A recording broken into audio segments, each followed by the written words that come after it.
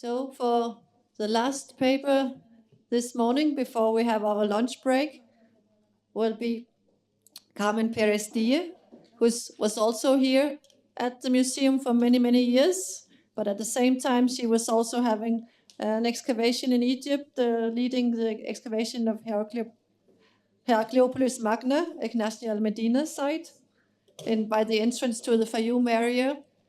And in the earlier days, it was possible to have objects out from these excavations. Yeah, we will all hear about this. And Carmen was for many, many years also a very good friend of CPEG. So yeah, I know. So welcome, Carmen. Well, I will speak today of the objects found in Heracleopolis Magna exhibited in the permanent rooms of the National Archaeological Museum.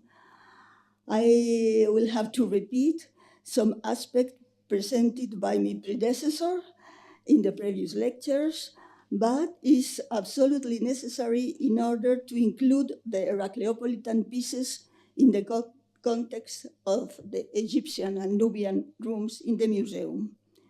On the left, you see the open-air museum of the Temple of Herishef. Below, the statue of the ram-headed god Herishef with human body. On the right, showcases dedicated to the excavation at Heracleopolis. The excavation at Heracleopolis Magna site, the National Archaeological Museum is carrying out excavation at the site of Heracleopolis Magna, located in Middle Egypt. The work has taken place in two stages. The first one between 1966 and 1982 under the direction of Almagro, and the second one from 1984 to 2023 directed by me. During the first stage, only during the first stage, it was possible to carry out the partage de fouilles between Egypt and Spain, and a good number of finds became part of the collection of the museum. The objects came from the necropolis of the first and third intermediate period and from the temple of god Herishef. The necropolis of the first intermediate period has been excavated by Spaniards and is one of the most important discoveries of Spanish works. It contains the tombs of high dignitaries who lived during the first intermediate period, early Middle Kingdom, at the time when Heracleopolis was the capital of Egypt. For the first time, a necropolis from this period have been found in and around the city. The necropolis of the third intermediate period were governors, priests, priestesses, and military leaders who held power between 815 and 730 BC were buried. The temple of Herishef, dedicated to the local deity Herishef, which is now largely destroyed. But we have been able to see the different parts of the temples, and numerous reliefs and inscriptions mentioning the god have been found. From the necropolis of third intermediate period of the temple of Herishef, we keep Greco-Roman terracottas, amulets, pottery, usheptis, necklace band, or these are kept in the Museo Arqueológico Nacional. Fragments of the tomb walls, offering tables, inscription, and funerary scene from the necropolis of first intermediate period. A video is near the antiquities concerning the history and the excavation. In 2008, on the occasion of the renovation of the museum and its permanent exhibition halls, Many objects found at Heracleopolis Magna were selected for display, as they meet all the requirements for exhibition. They have a precise archaeological context, a well-established chronology, and in some cases they are unique and impossible to see in other museums, all presented in their specific context with drawings, photographs, and publications in accordance with established museological plan. In the 2014 new exhibition opened. The central theme of the exhibition is the River Nile from Sudan and the Delta. To show where the objects from Heracleopolis were exhibited, it is necessary to recall the proposed museological plan and to present the theme choices and their context for the exhibition and presentation of the Heracleopolitan in rooms. The objects, the artifacts, are arranged according to the chosen themes and their context. In their context. This is the plan in Egyptian and Nubian antiquity. I think that today, the afternoon, we will see the rooms, but it's necessary to present to understand how we display the artifacts coming from Heracleopolis. Room number 1, excavation in Egypt and Nubia. Room number 2, the Nile, landscape, habitants, and society. Room number 3, religion and funerary beliefs. Room number 4, the burial chamber. In the room 32, and specific showcases of Heracleopolis, where a selection of objects come from different locations at the site, and an explanation of excavation vanished Spanish are shown. Photos and publication of Heracleopolis Magna are also on display. A large watercolor of the Nile River and his monument is placed on the long glass that runs along one side of the room. Underneath are exhibited pieces from Egypt and Nubia related to the landscape. The landscape, plants, and animals are associated with Egyptian culture: papyrus, lotus, palm, a wide variety of animals, those that were a part of everyday life, such as birds, insects, dogs, cats, bovine, horses, dromedaries, and others that roam freely across the desert. Also lions, monkeys, giraffe, animals only found in the African.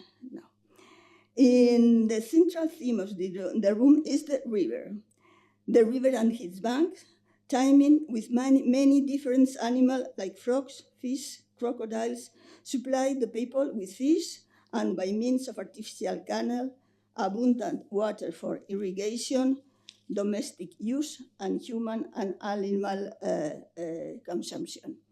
In the showcases, fish, frogs, crocodile, and below a fragment of a wall of Heracleopolis. This is a scene showing the passage of cattle through a channel represented by wavy lines. A boat and its keeper help the cattle to cross the canal, holding the calf that goes first with a rope, as it runs the risk of drowning or being eaten by the crocodile. The next, in the same showcase, domestic animals, reliefs on the walls showing a shepherd scene, recalling the prelude of the funeral meal. In the upper register, a shepherd holds a short-horned bovine. He is followed by another man who rests his hand on the animal's back, probably to prevent it from straying from his path. In the lower register is an oryx held by his horns, and the scene ends with a four-headsman carrying a gazelle on his shoulder. The last two fragments of walls came from the necropolises of the first intermediate period. The next is the Nile and the people. And this is interesting.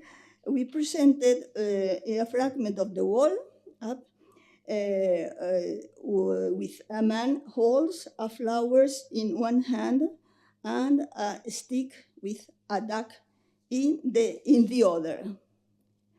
The lower register show a basket and a vase and the title of the owner. This is general. Real objects, there is the objects, the drawing. Real objects have been placed on the drawing on the piece. This is the drawing of this piece, which help to understand the representation better. This is also the first intermediate period. In the room 33, we have the inhabitants. The majority of the population live around the Nile.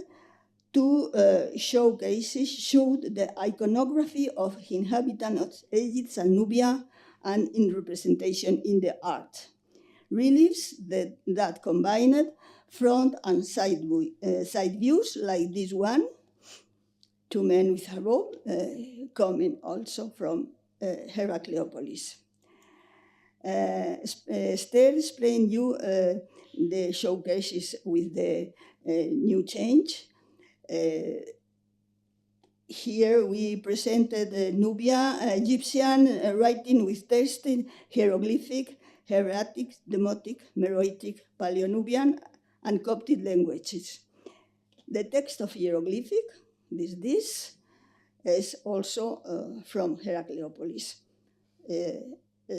Sdautiviti is a fragment with the name of a tomb with the titles, and the name is not conserved, but it's the representation is here of the hieroglyphic text.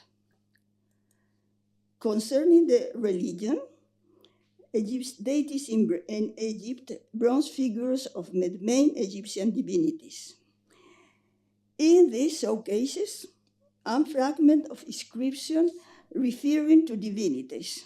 We have the great God, Lord of heaven. It is also all are presented use come from Heracleopolis.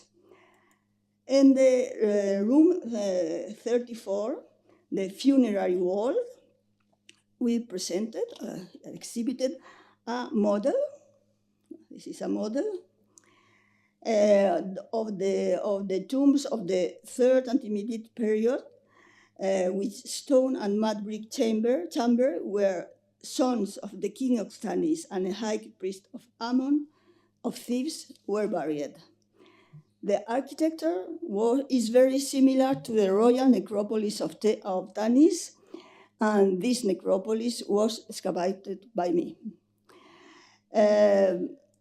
The funerary chapel, we have a fragment of the wall of Satbahetep and Neferhau.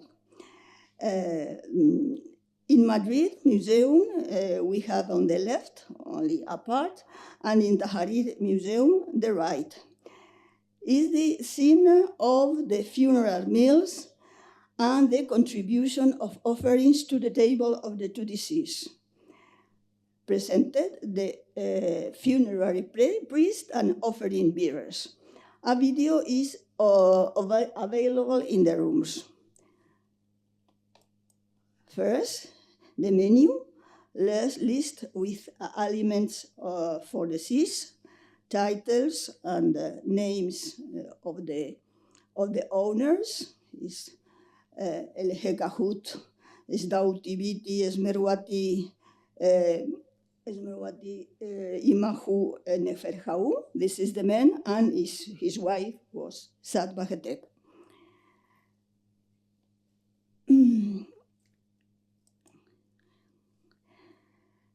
This is the wall of Satmahetev and Neferhau. They have some register. The first is the funerary priest, and second, third, and fourth register offering beer.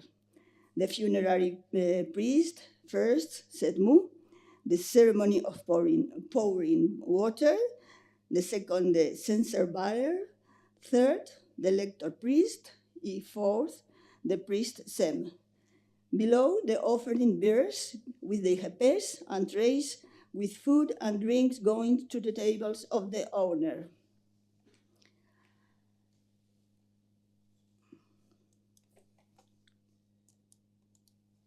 ¿Qué le pasa a esto? Vale. The false door and the offering tables located in the chapel separate the world of the living and of the dead. The scene of the funerary meal, the two eyes to see outside, the jambs and the lintels with the titles and the name of the deceased occupy the entire false door in front of which the table of offering was placed, a necropolis of the first intermediate period.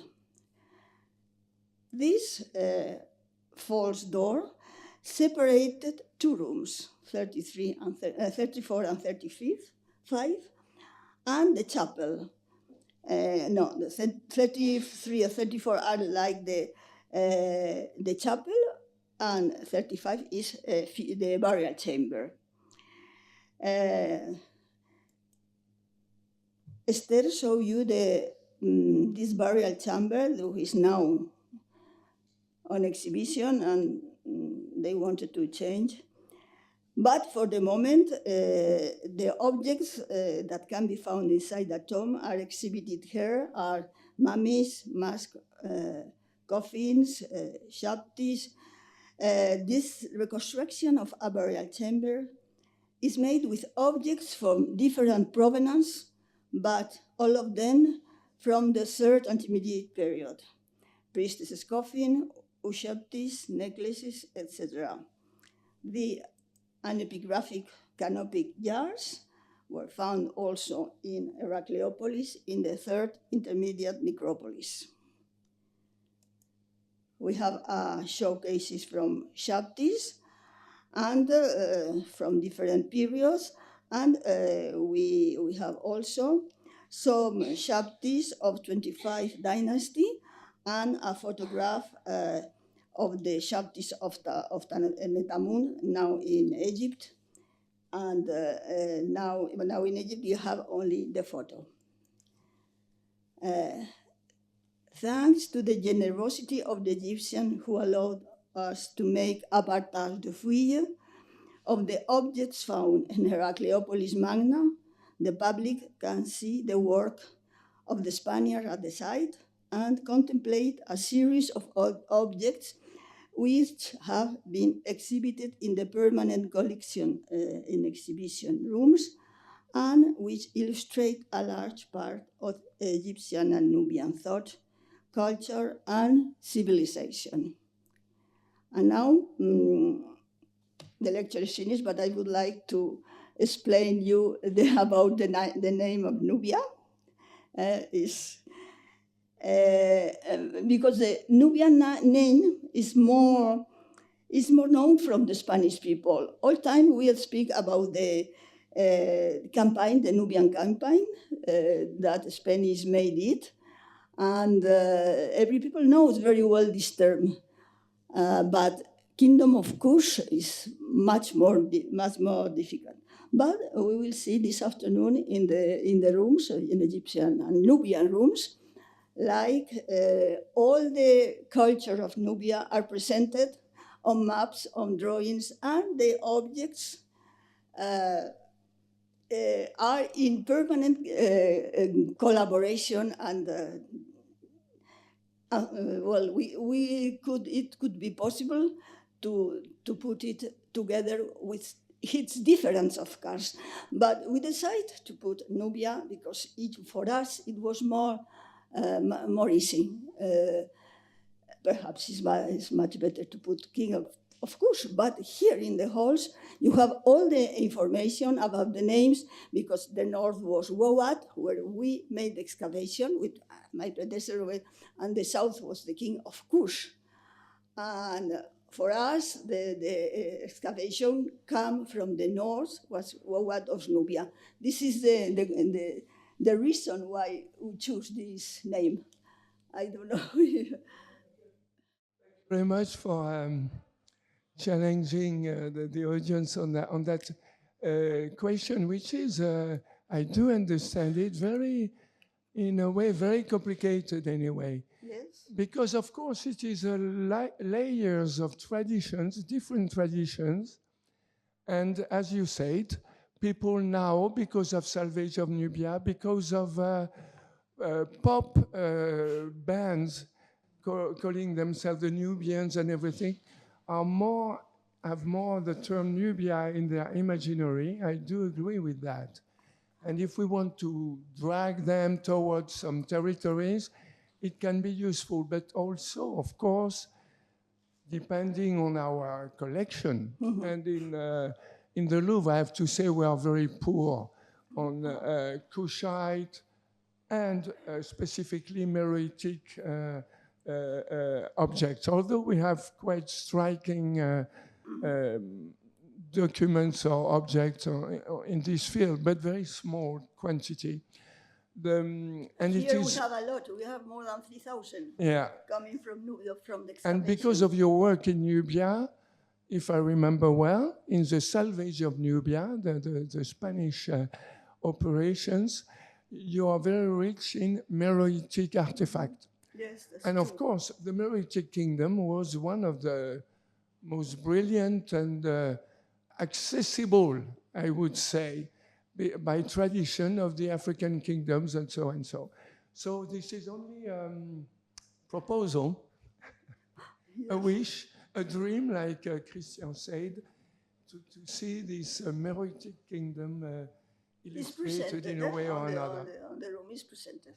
Was another question from my lecture or this experience? Yeah, but do we have some questions for this paper? Yeah. I'd like to comment about Nubia. Nubia is gold lands in Egypt. And we have two parts of Nubia, Lower Nubia and Upper Nubia. The Lower Nubia is a part of Egypt, okay? The culture, tradition, everything. But we can say about the second cataract, and after the third cataract, we can call the Kush or Ehnasya in Egypt. So Nubia is in Egypt, Lower Egypt, Wawat. Okay, we can say Wawat, and the Kush is Upper Egypt. Kush is after the third cataract. So we have mixed culture between each other. So I think that you displayed these objects. Most of them show us the tradition and customs of ancient Egypt. Yes, you will see this afternoon on the rooms. I do agree with you with the second cataract thing. And if I may, the Nub etymology for gold is not a true one. We know from linguistic studies, quite recent, that it designates a population living in that part of the territory along the Nile. It has nothing to do with gold. Anyway, that was to...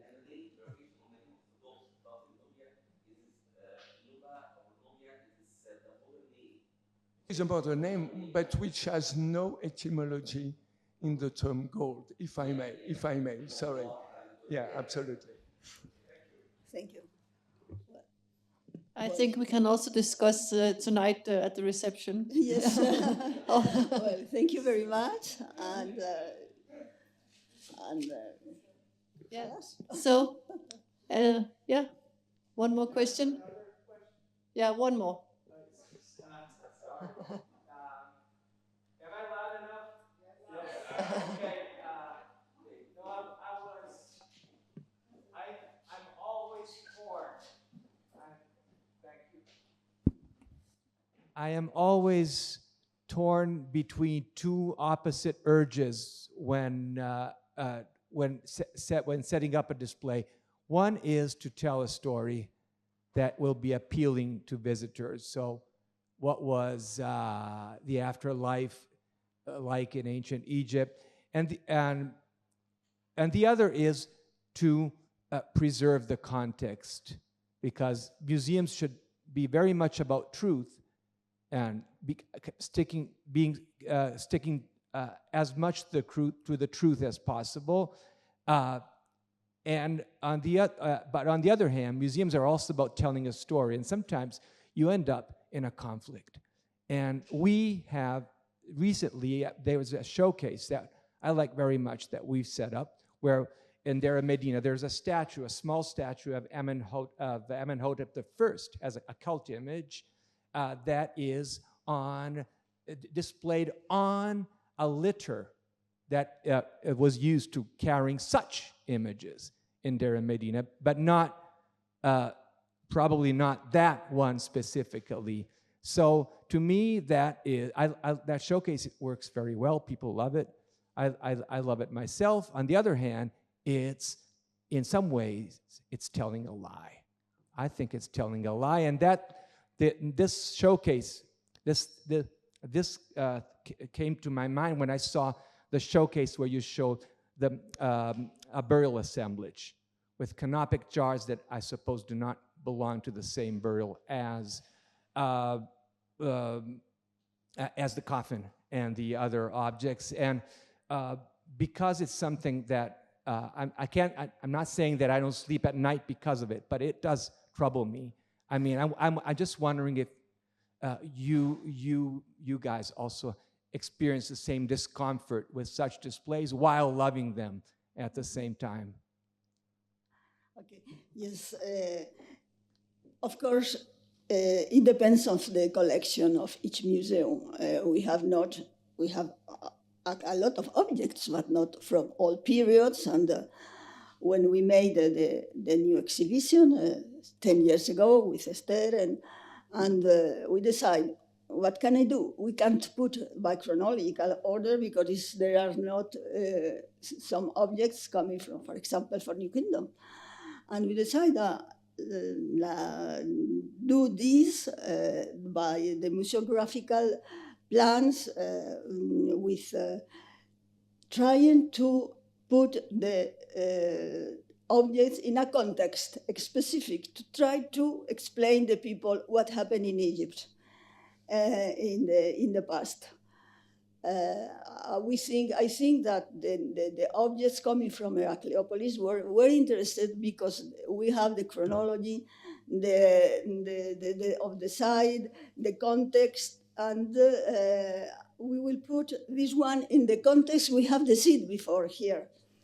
And I am very glad because we can see more or other are kept in the magazine, but I think it is very important for us. I have worked during 40 years in Heracleopolis. This year has 40 years, but people in Spain can see some objects who was found by us, and we can pass as the free official, of course, when we could made it. And this is that I try to show you today. Thank you very much. But I just want to say that this is the beauty of CPEG. This is how we can all discuss all the time how to do it in the best way, and how do you do it, how do we do it, and how did we do it before, and what do we want to do it, and so on. And we have all week, and I look very much forward to that discussion in many ways.